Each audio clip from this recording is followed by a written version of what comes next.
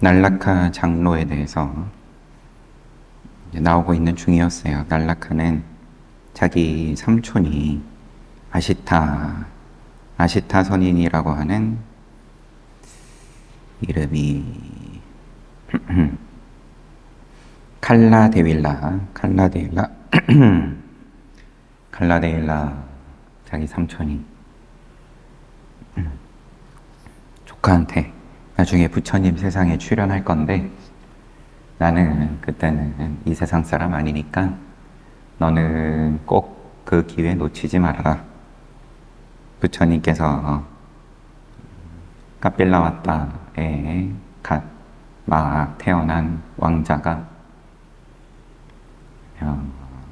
기간까지 그때 얘기를 했는지 나중에 출가를 할 거고, 그리고 위없는 안욕나라 삼약삼보리를 이룰 건데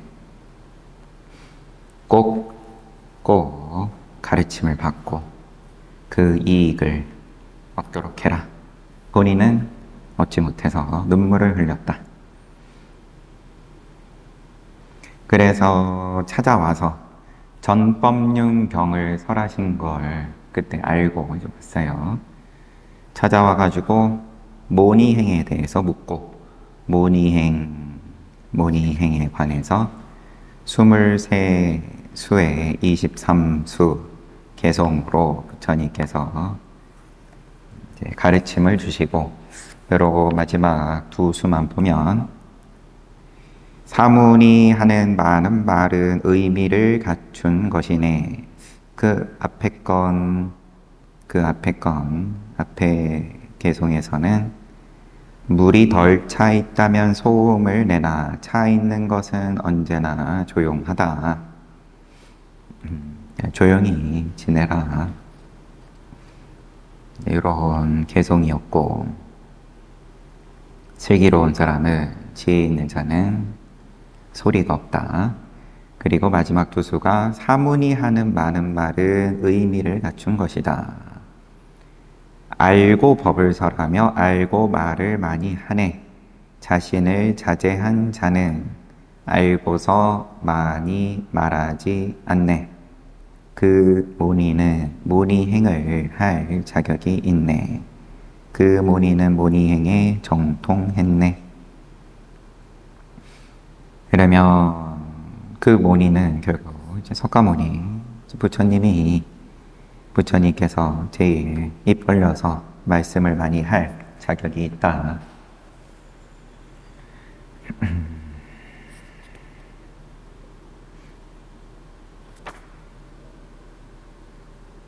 실로 모니행을 하는 출가 고행자만이 아라한 도지를 확실하게 깨달을 수 있다. 이런 설법을 하시고, 소욕의 날라카 장로는 모니행에 관한 부처님의 설법을 듣고서도 다음 세 가지에 대해 전혀 욕구를 일으키지 않았다. 듣고서도 세 가지에 대해서 욕구를 일으키지 않았다. 그 세 가지란 부처님을 뵙는 것, 모니행과 관련된 설법을 다 듣고 나서 날라카 장로는 대단히 기쁘고 즐거웠다. 그리하여 부처님께 성심껏 예를 표한 뒤 숲으로 들어갔다. 그러나 그의 상속심에서는 부처님을 한 번만 더 배웠으면 좋겠다 하는 바람이 단 한 번도 일어나지 않았다. 뭔가 이제 정리가 됐어요. 또 보고 싶다. 지금 35년 동안 기다린 건데, 삼촌말 듣고 여태 기다렸는데, 그동안은 당연히 보고 싶었을 텐데, 지금 모니행에 관련된 설법을 듣고는 부처님 또 보고 싶다. 이게 사라졌다. 법을 듣는 것 마찬가지로 법을 한 번만 더 들었으면 좋겠다는 바람 또한 그의 상속심에서 단 한 번도 일어나지 않았다. 모니행에 관련된 질문을 하는 것 마찬가지로 모니행에 대해 부처님께 한 번만 더 말씀드리고 여쭤봤으면 좋겠다 이러한 바람이 그의 상속심에 단 한 번도 일어나지 않았다. 앞서 말했지만 부처님이 출연할 때는 각 부처님마다 단 한 명의 특별한 성문이 있게 마련이다. 고타마 부처님에게는 날라카 장로가 바로 그 특별한 제자였다. 그런 제자는 단 한 번 부처님을 뵙는 것만으로, 단 한 번 법을 듣는 것만으로, 단 한 번 모니행에 관해 물어보는 것만으로 만족한다. 성문, 소리 듣고 깨닫는다. 특별한 성문이 모든 부처님에게 한 사람씩 있는데, 이 날라카 장로가 고타마 부처님께 그러한 성문인 거고, 한 번 보고, 한 번 듣고, 한 번 묻고, 이걸로 만족한다. 그에게는 더 이상 부처님을 뵙고 법을 듣고 다시 질문하려는 바람이 없다. 그의 믿음이 모자란 탓은 결코 아니다. 아라한이 된 날라카. 그처럼 날라카 장로는 세 가지 욕구를 지니지 않은 채 숲으로 들어갔다. 육조 스님 만난 영가형가 스님처럼 그냥 와서 묻고 그러고 끝났다. 한번 보고. 그리고 같은 숲에서 오직 하루만 머물고 그 이상 머물지 않았다. 한 나무 뿌리 위에서 오직 하루만 머물며 그 이상 머물지 않았다. 한 마을에서도 여러 날이 아닌 오직 하루만 걸식했다. 이런 식으로 그는 한 숲에서 다른 숲으로, 한 나무에서 다른 나무로, 한 마을에서 다른 마을로 다니면서 자신에게 적절한 모니행 수행도를 실천했다. 그리하여 그는 아라한과를 성취했다. 부처님께 가르침을 받자마자 과위에 오른 것은 아니었는데, 가르침 받은 대로 모니행을 잘 실천해가지고 나중에 아라한과를 성취했다. 날라카의 반열반, 모니행 수행도를 실천하는 사람에는 세 종류가 있다. 첫 번째부터 수승한 사람, 보통 사람, 둔한 사람. 설명이, 수승한 사람은 최대한 노력을 기울여 수행도를 실천하는 사람, 보통 사람은 보통의 노력을 기울여 실천하는 사람, 둔한 사람은 노력을 조금 기울여 실천하는 사람. 그러면 노력을 기울이지 않으면 뭐라고 불러야 되죠? 노력을 조금 기울이면 둔한 사람인데, 이 가운데서 수승한 사람은 그 후로 7개월을 더 산다. 7개월을 더 산다. 그리고 보통 사람은 7년을, 둔한 사람은 16년을 더 산다. 아라한과에 대해서도 빈비사라 대왕의 그 부인 이름이 가물가물해서 아라한과를 부처님 만나자마자 성취를 해버리고는, 그러면 교단에 들어가지 않으면 이 세상에서 일주일 만에 몸 바꿔야 된다. 그래가지고 빈비사라 대왕을 울며 겨자 먹기로, 보물이라고 불리던 케마 비군이죠. 케마 왕비를 출가를 허락할 수밖에 없었다. 7개월을 더 산다. 수승하게 최대한 노력을 기울여서 모니행, 수행도를 실천하며, 그러면 또 말을 좀 바꾸면 이 세상 수준을 벗어난다. 7개월이면 날라카 존자는 최대의 노력을 기울여 수행도를 실천하는 수승한 사람이었다. 따라서 그는 자신이 앞으로 7개월밖에 더 살 수 없으며 자신의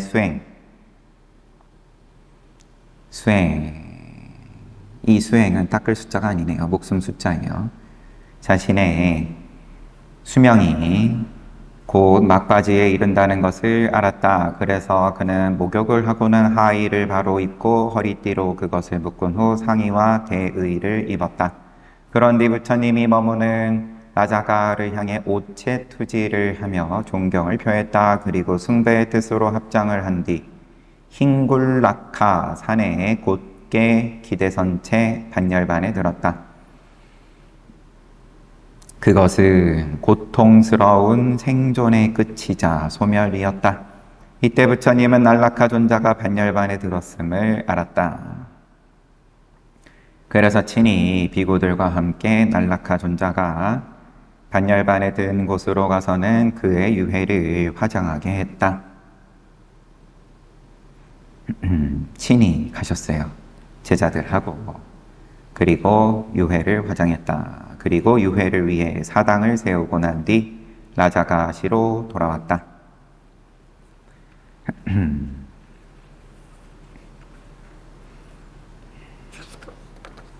부처님께 인사를 올리고 그리고 서서 입적했습니다. 반열반에 들었다.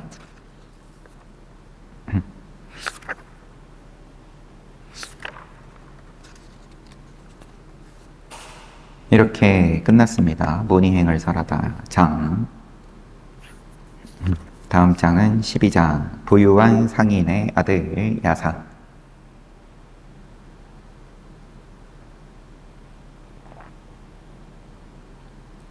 오늘날로 치면 재벌 2세예요. 비구가 된 야사. 부처님은 그동안 5 비구에게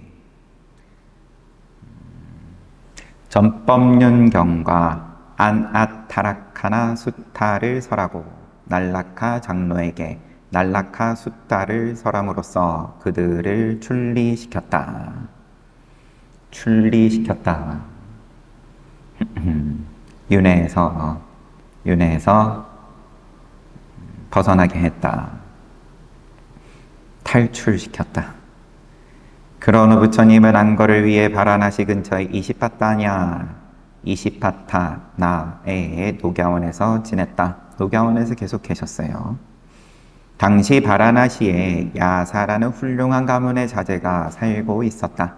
그는 부유한 상인의 아내인 수자따의 아들이었다. 말이 조금 애매해요. 부유한 상인의 아내인 수자따의 아들이었다. 아버지가 부유한 상인이고 어머니는 수자따다. 수자따가 김씨처럼 자주 나오죠. 원서 주석이 달려 있어서 뭐라고 할지. 여기 주석은 부처님께 우유 쌀죽을 바친 그 수자따라고 되어 있네요. 동명이인이 아니라 동일 인물이에요.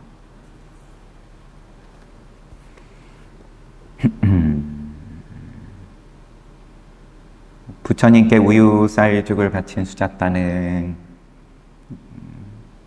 이제 결혼 전부터 자기한테 적당한 그러한 짝지를 만날 수 있기를 소원을 빌면서 나무에다가 목신에다가 기도를 1년에 한 번씩 그렇게 올리다가 실제로 자기 소원이 이루어졌다 싶으니까 앞으로도 계속 그렇게 올리겠다. 이제 그러면서 근데 부처님께서 그 공양을 받으시게 된 거였죠. 그의 행동과 말과 사유가 부드럽고 유연한 데다 아들이 원만했어요.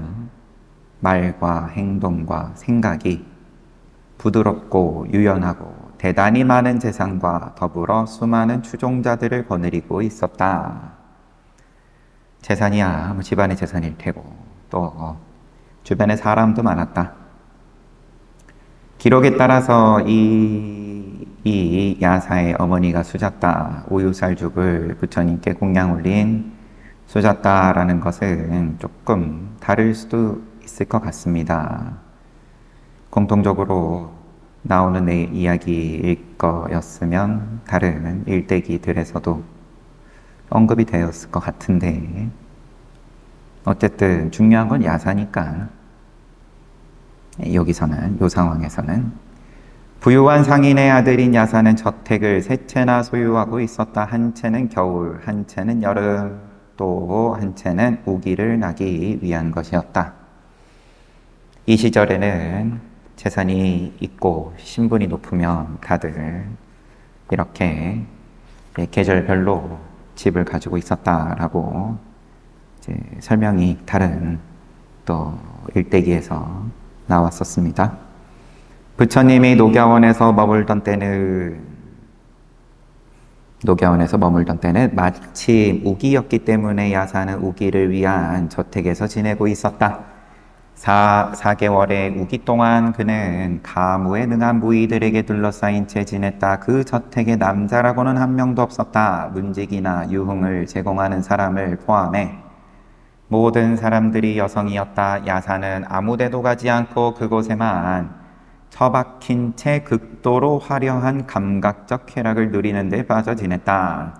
야사의 아버지는 내 아들이 이처럼 대단한 영광과 화려함을 누리는 것을 다른 남자들이 보고 두려움이나 혐오감을 느껴서는 안 된다고 생각하고는 그 거대한 저택에 오로지 여성만 두었던 것이다. 그러던 어느 날 야사는 여인들과 함께 화려하기 그지없는 감각적 쾌락에 빠져 있다가 일찍 잠들게 되었다. 야사가 잠들자 여인들도 잠들게 되었는데 어떤 이는 자신의 악기를 품거나 껴안은 채로 잠들었고 다른 이는 그것을 베개 삼아 잠이 들었다. 방 안에는 기름등 불빛만 밝게 빛나면서 온 밤을 밝히고 있었다. 그러다가 야사가 일어났다. 잠에서 깬 그는 자신을 시중하던 무의들이 극도로 흉물스럽게 누워 자고 있는 것을 보았다. 어떤 이는 하프를 껴안은 채, 어떤 이는 무요라는 북을 겨드랑이 밑에 깔고 누운 채, 어떤 이는 파르시라는 북을 품은 채, 어떤 이는 머리를 풀어헤친 채, 어떤 이는 침을 뚝뚝 흘리면서, 또 어떤 이는 미친 사람처럼 잠꼬대를 하며 자고 있었다. 무덤을 방불케 하는 그 모습에서 야사는 애욕의 환란을 뚜렷이 자각했다. 종교적인 경외감에 도취된 야사는 감응어를 읊었다. 우팟 두탕 와터보 우파 사탕 와터보.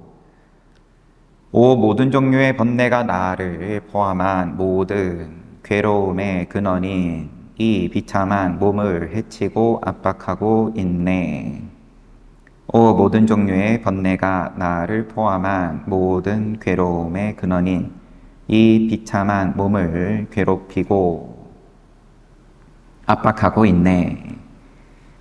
이런 감응어를 읊었다. 앞에서 부처님께서 출가하시기 직전에 병자를 보고 노인을 먼저 보죠. 노인을 보고 병자를 보고 장래행렬을 보고 그러고는 사문을 보고 여기서 나온 표현대로 종교적인 경외감을 느끼신 후에 또 부처님의 그때 궁전으로 돌아가셔가지고 또 이제 똑같은 지금 이 야사가 느끼는 그러한 종교적인 경외감하고 같은 것을 경험하시고 시타르타 왕자가 출가할 뜻을 더 굳게 다짐하는 걸 앞에서 봤죠.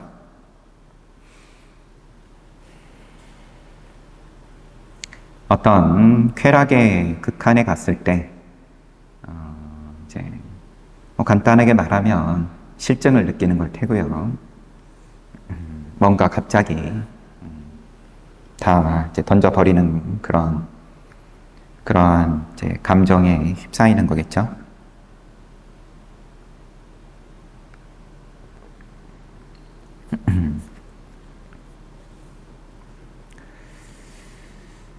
쾌락의 실증이 난 야사는 긴 의자에서 일어나 황금 신발을 신고는 아무도 모르게 그곳을 떠났다. 그때 야사가 출가하는 것을 방해해서는 안 된다고 배려한 천신들이 현관문을 열어놓았기 때문에 야사는 아주 쉽게 밖으로 나갈 수 있었다. 또한 마을의 수호신들이 마을 입구의 문을 열어놓았기 때문에 야사는 별 어려움 없이 마을을 빠져나갈 수 있었다.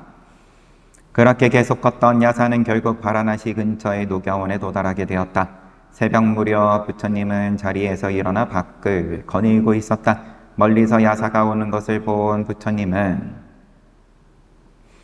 적절하게 준비된 자리에 앉았다. 부처님 가까이 이른 야사는 이전에 읊었던 감흥어를 다시 한번 읊었다. 이에 부처님은 야사에게 환영과 격려의 말을 했다. 사랑하는 아들 야사여, 붓다인 내가 일찍이 알아낸 열반의 법은 어떤 번뇌에 의해서도 괴롭혀지지 않고 억압받지 않느니라. 열반법이 정답이다. 너의 괴로움을 해결할 수 있는 열반법이 있다.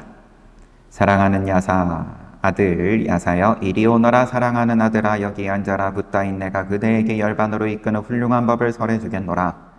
야사는 부처님이 깨달은 열반의 법은 여러 가지 번뇌의 괴롭힘과 압박으로부터 나를 자유롭게 해주는 법이다라는 생각에 매우 기뻐했다. 그는 황금 신발을 벗어 던지고 부처님께 공손히 다가와 인사를 드리고는 적절한 장소에 자리를 잡고 앉았다. 부처님은 야사에게 도와 결과로 이끄는 도덕적 실천 과정에 대해 가르쳤다. 그것은 도시에 대한 논의, 계율에 대한 논의, 천상에 관한 논의, 훌륭한 독과 열반, 훌륭한 독과 열반을 깨닫게 하는 행위, 즉 도에 관한 논의로 구성되어 있었다. 제가자들에게 부처님께서 늘 법을 설하시는 순서가 보시, 지게, 그런 다음에 이제 깨달음에 관한 열반법을, 근데 여기는 천상에 관한 논의가 이제 세 번째 가운데 끼어 있어요. 하나씩 설명이 좀 있어서 궁금증을 해결이 될 걸로 보이고, 보시에 관한 논의. 부처님은 보시에 관해 다음처럼 설했다. 보시라는 선행은 이 생과 다음 생에서 행복의 원인이며 열반이라는 축복의 원인이다. 그것은 인간과 천신이 누리는 모든 즐거움의 제1원인이다.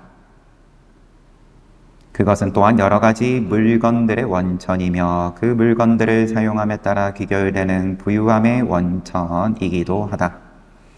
불행으로 위협받는 중생들에게는 훌륭한 수호자이자 안전한 장소이며 쉴 수 있는 곳이자 피난처이다. 현생이나 내생에서 보시만한 기댈 것이 없다.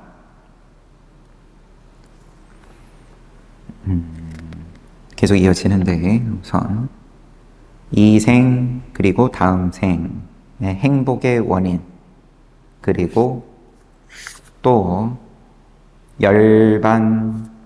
열반으로 이어지는 원인, 인간과 천신이 누리는 즐거움의 원인, 또 여러 가지 물건의 원천, 부유함의 원천, 또 위협으로부터 보호받을 수 있는 장소이자 피난처. 그래서 현생이나 내생에서 이것만한 게 없다. 보시행은 그야말로 보석이 점점이 박힌 사자좌와 같다. 왜냐하면 그것은 기댈 만하기 때문이다. 또한 보시행은 대지와 같으니 서 있을 만하기 때문이다. 눈먼 자가 안내자로 잡을 줄과 같으니 붙잡을 만하기 때문이다. 또한 보시행은 배와 같으니 고통의 악취를 건너게 하기 때문이다.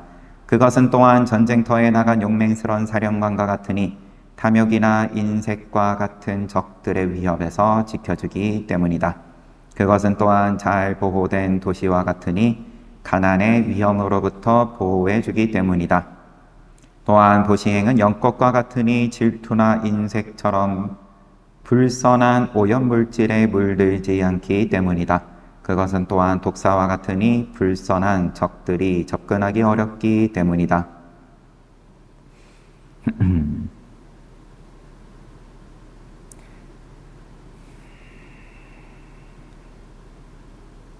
영것과 같기도 하고 또 독사와 같기도 하고, 그래서 이제 적들을 물리치고 또 나에게는 또 이익이 되고, 또 그것은 또한 사자왕과 같으니 공포에서 벗어나게 해주기 때문이다. 또한 보시행은 대단한 힘을 지니고 있으니 큰 코끼리와 같다. 그것은 순수한 흰색 황소와 같으니 박식한 사람들이 그것을 이 생과 다음 생에 굉장한 부를 가져다주는 길상으로 여기기 때문이다. 그것은 또한 허공을 나는 말들의 왕과 같으니 불행하게 만드는 네 가지 악한 바탕으로부터 행복하게 만드는 안전하고 훌륭한 네 가지 바탕으로 데려다주기 때문이다. 이 보시행은 또한 붓다인 내가 친히 걸었던 훌륭하고 진실한 길이니라. 보시행은 또한 붓다인 내가 친하게 지내왔던 것이다. 나는 바라미를 실행하고 충족하는 동안 웰라마, 마하고인다, 마하수다사나 웨산타라의 몸으로 위대한 보시를 완수했노라. 천신의 이름들일 겁니다. 내가 덕 있는 토끼였을 때는 뜨거운 불더미에 몸을 던져 보시함으로써 보시받는 자의 마음을 완전히 사로잡았느니라. 보시의 공덕은 세간에서 사카의 화려함을 보장하고 천신의 왕, 마라의 화려함, 브라만의 화려함, 그리고 전류왕의 화려함을 보장한다. 그리고 출세간의 세계에서는 성문, 벽집을, 무상, 정등 각자의 깨달음 또한 보장한다. 가지가지 비유로서 찬탄을 하시고 보시의 공덕에 대해서, 두 번째 계율에 관한 논의. 보시를 실천하는 자만이 계율을 준수할 수 있다. 그래서 보시를 설한 후 곧바로 계율을 설하는 것이다. 보시란 자기가 가지고 있는 소유물을 타자의 행복을 위해 타자를 존경하여 베푸는 것이다. 이처럼 보시를 아는 사람은 진실로 중생의 행복을 추구하는 거룩한 사람이므로 그가 남을 죽이거나 남의 물건을 훔친다는 것은 상상조차 할 수 없다. 단지 보시를 행하는 것만으로 계율을 준수하는 것이 되므로 부처님은 계율을 논의한 후 곧바로 보시를 설한 것이다. 거꾸로 이야기를 한 건지 그렇게 보입니다. 부처님은 보시를 논한 후 곧바로 계율을 설한 것이다.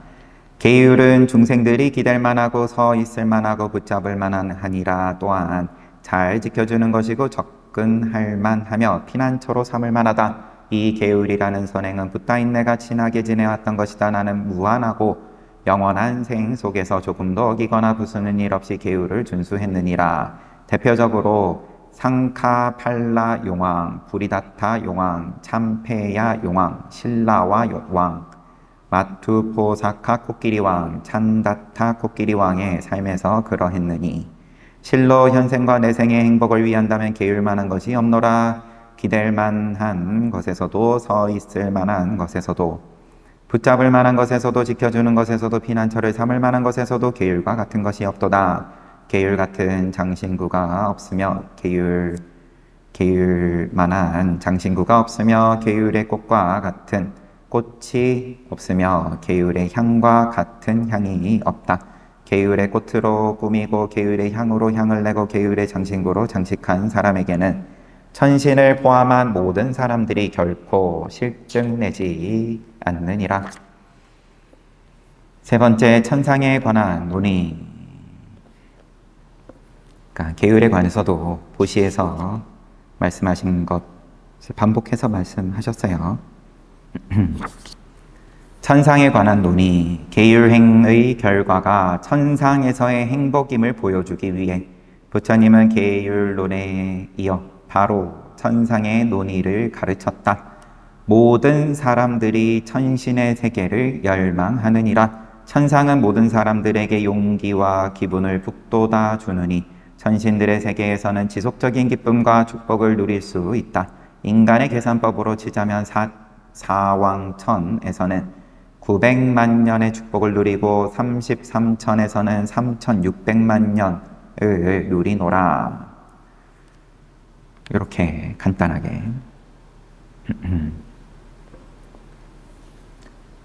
모든 사람이 천상을 열망한다.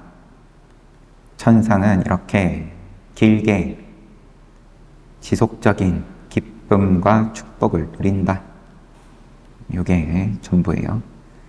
네 번째, 도에 관한 논의. 부처님은 천상론에 이어 곧바로 도의 논의, 즉 거룩한 도에 관해 설했다. 천상의 도, 탐착과 같은 번뇌에 의한 지속적인 압박이 존재한다는 사실과 번뇌에서 완전히 벗어난 거룩한 도야말로 번뇌에 의한 압박이 없다는 사실을 보이고자 함이었다.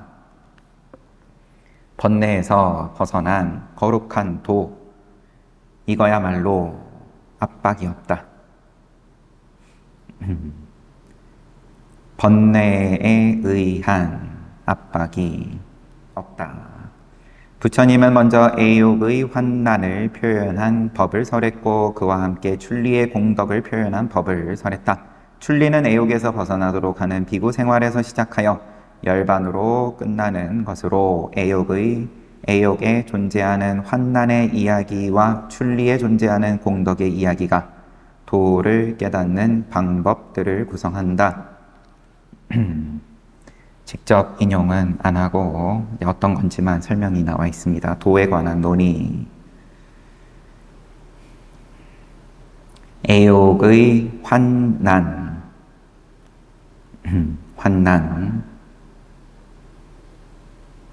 표현한 법을 설했고 그런 다음에 그와 함께 출리의 공덕을 표현한 법. 애욕이 얼마나 어지럽고 골치 아픈지 설한 다음에 거기서 벗어나는 공덕을 설하셨다. 다섯 번째, 애욕 환난과 출리 공덕에 관한 논의. 부처님은 천상의 축복과 관련된 법을 설하고 난 뒤 다시 다음과 같은 가르침을 폈다. 마치 큰 코끼리를 장식하던 사람이 갑자기 코끼리의 상아를 잘라버리는 것처럼 말이다. 천상의 축복을 말씀하시더니 갑자기 출리의 공덕, 벗어나는 공덕에 대해서 말씀을 하셨다. 코끼리를 장식하다가 상아를 잘라버리는 것처럼 이른바 천상에서의 축복이라는 것도 무상과 경고하지 못하다는 본성을 지니고 있다. 따라서 사람들은 그런 축복에 대한 욕구를 지니지 말아야 하고 집착하지 말아야 한다. 애욕의 대상, 즉 감각적 쾌락의 물질적 대상물에는 쾌락의 대상에는 즐거움보다 불행이 더 많으니 이러한 애욕의 대상에 있어서 즐거움은 군자풀, 그냥 원어로 발음이 군자예요. 군자풀에 씨앗만 하고 결함은 수미산만 하노라. 부처님이 출가할 때 이미 깨달은 것처럼 부처님은 애욕의 결함에 대해 어리석은 자라면 집착하지만 거룩한 자는 피하는 저속한 것에 대해 중생들이 애욕에 의해 억압받고 불행해지는 방식에 대해 상세히 설명했다. 그런 뒤 애욕의 결함이 많은 반면 비구 생활에서 시작하여 열반으로 끝나는 출리에는 결함이 없고 괴로움이 적으므로 많은 공덕이 있음을 상세히 설명했다. 수행자의 삶이 결함이 적고 결함이 없고 괴로움이 적으므로, 괴로움이 없진 않아요. 괴로움이 적으므로 많은 공덕이 있음을 상세히 설명했다. 야사에게 이렇게 보시, 지게, 그 다음에 천상은 이처럼 대단하다. 보시 잘하고 계율 잘 지키면 얼마든지 누릴 수 있다. 천상의 기쁨을. 그런 다음에 이제 훌륭한 독과 열반을 깨닫게 하는 행위, 도에 관한 논의를 이어서 말씀하셨는데 천상 이만큼 화려하고 대단하고 좋다. 그 다음에 이거는 그런데 이것도 여전히 괴로움이 많다. 즐거움은 씨앗만 하고 결함은 수미산만 하다. 이거보다 더 좋은 게 있다. 수행자의 삶이다. 예류자가 된 야사, 수다원과에 올랐어요.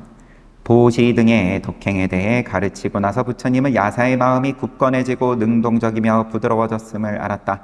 또한 그의 마음이 덮개를 벗고 고무되었으며 즐거워하고 투명해진 것을 알았다.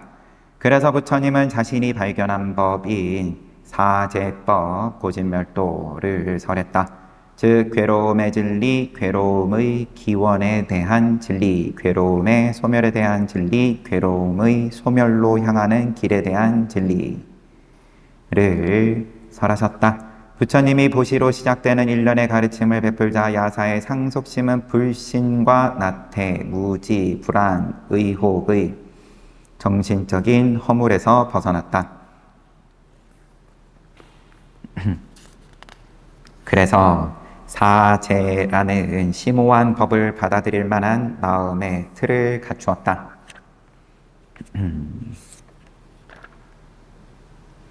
고진멸도를 받아들일 준비가 되었다. 준비 과정이 작지가 않아요. 우선 보시와 지계에 대한 믿음이 굳건해야 될 테고, 천상의 즐거움을, 이 세상의 즐거움을 뛰어넘는 천상의 즐거움을 얻을 수 있는 원인이 보시와 지계다. 이 정도만 확고해도 보통 수준이 아닌데, 그런 다음에 이제 도에 대해서 그 천상의 이제 즐거움도 결함이 많다. 사실은 수미산이다. 결함은. 그런데 그거보다 훨씬 좋은 수행자의 삶이 있다. 이제 거기에 대해서 긍정이 된 다음에야 고진멸도를 부처님께서 스스로 깨달으신 고진멸도를 듣고 깨달을 수준이 된다. 그러니까 이제 처음에 이 세상의 인간과 천신들 가운데서 이 고진멸도 누가 듣고 이해할 거냐? 이해할 사람이 없다. 그렇게 생각하신 것도 무리가 아닌 것 같아요. 마음의 틀이 갖추어졌다. 이제서. 또한 그의 마음이 사견과 교만 같은 번뇌에서 벗어나자 매우 순수한 염부단금처럼 부드럽고 유연하게 되었다. 그런 금이 있겠죠. 오개가 사라졌고 열반을 향한 탁월한 길에서 희열과 환희를 느꼈으며 믿음을 갖추었기 때문에 그의 마음은 극도로 깨끗해졌다. 바로 이때 부처님은 사제의 심오한 법을 가르쳤다. 이는 중생들의 욕구와 기질에 입각하여 그들에게 도과를 깨닫게 하기 위해 오직 부처님들만 사용하는 교화 방법이다. 중생의 욕구와 기질에 입각하여 중생의 성향을 잘 보시고 거기 맞춤형 가르침이다. 맞춤형으로 도과를 깨닫게 하기 위한 교화 방법이다. 부처님은 가르침을 펴면서 세속적인 예를 인용했다. 그러자 더러운 때를 깨끗이 씻어낸 옷감이 염료를 잘 흡수하듯 야사의 상속심에 법에 대한 통찰의 암, 괄호하고 예류도에 대한 통찰의 암, 수다원도에 대한 통찰의 힘이 생겼다. 즉각적이고도 명료하게 일어났다. 그가 곧바로 멸제인 열반의 주의를 기울였고 탐착 등 번뇌의 먼지를 제거했기 때문이다. 더불어 사경과 의혹의 번뇌뿐 아니라 악취로 이끄는 번뇌마저 완전히 없앴기 때문이다. 또한 모든 유의법은 부서지고 사라지게 되어 있다는 사실을 강하게 확신하며 이해했기 때문이다. 유의법은 사라지게 되어 있다에 대해서 강하게 확신을 했다. 아울러 재빠른 통찰의 암, 날카로운 지성, 낙행속지.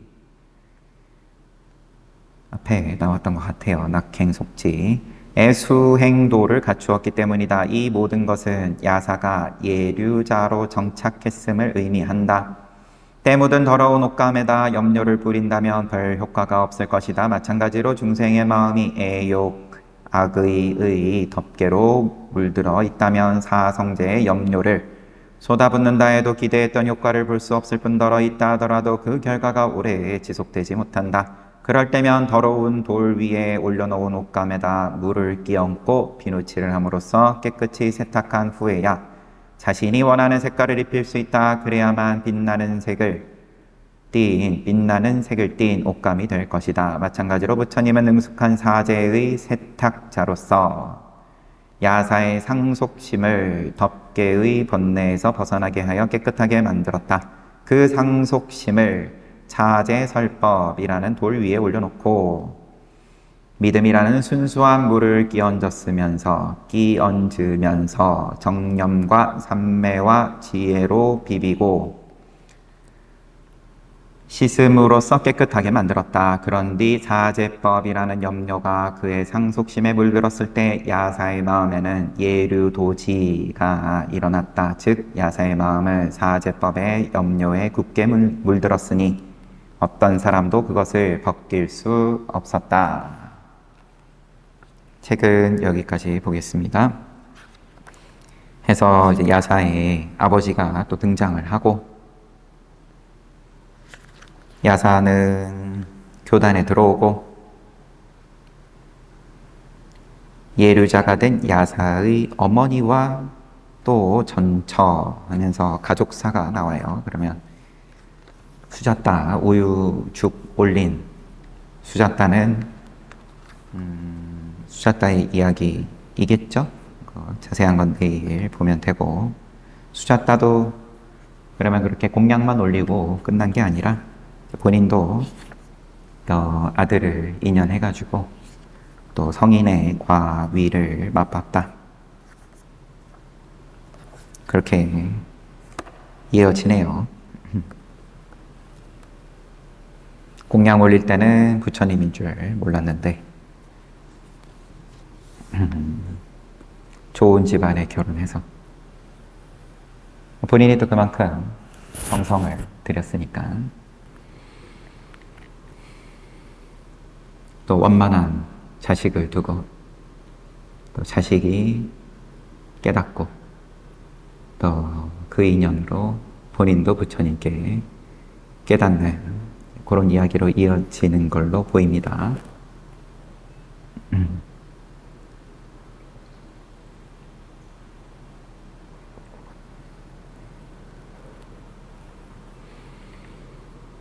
그냥 하도 책만 읽었더니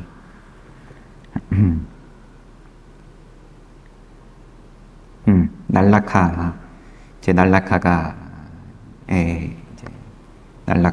장로의 입장이 어떠했는지 부처님께 모니에 대한 가르침을 받고 그러고 한 번 부처님 만나고 한 번 듣고 한 번 가르침을 청하고 이제 그것으로 전부였다. 필요한 것은 본인이 아라한이 되는 데에는 그게 전부였다. 모든 부처님에게 있는 뛰어난 성문이 곧다마 부처님께는 날라카 장로였고 혼자 부처님 가르침을 잘 수행해서 시키는 대로 그대로 잘 해서 7개월 만에 아라한 가위에 오르고 그러고는 서서 반열반에 들었다.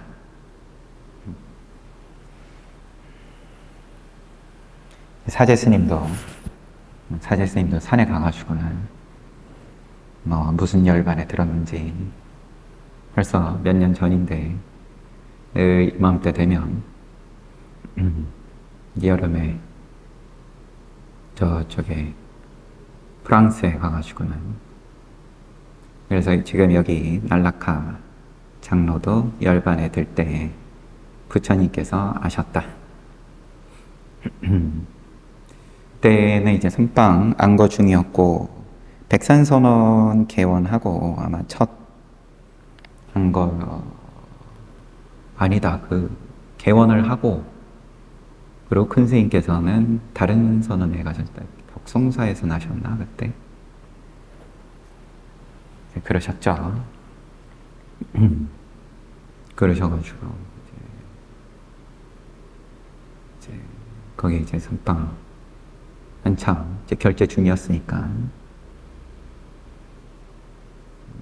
사제가 와서 인사를 하고 갔다. 그런 말씀도 하셨었는데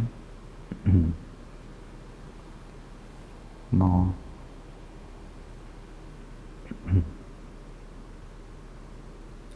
그래서 목요일 오늘은 화요일이죠. 모레는 이제 또 이제 병원으로 먼저 또 돌아가신 사형 스님하고 수산 사형하고 또 경산 사제하고 제가 있어가지고 저는 오후에는 마사형 스님 절에 다녀올 거고 여튼 그래요. 다들 뭐 이번 주가 마지막이니까요. 우리 안거도 누가 와서 여러분들께 인사하고 싶어도 한참 망상 피우고 졸고 있으면 인사도 못 받아요. 그러니까 뭐 일부러 집중해가지고 그럴 건 아니지만 편안하게 앉아가지고 시간 보내다 보면 또 누가 와가지고 여러분들께 또 늘 예배를 하고 있을지 잘 보십시오. 쉬었다가 정진하겠습니다.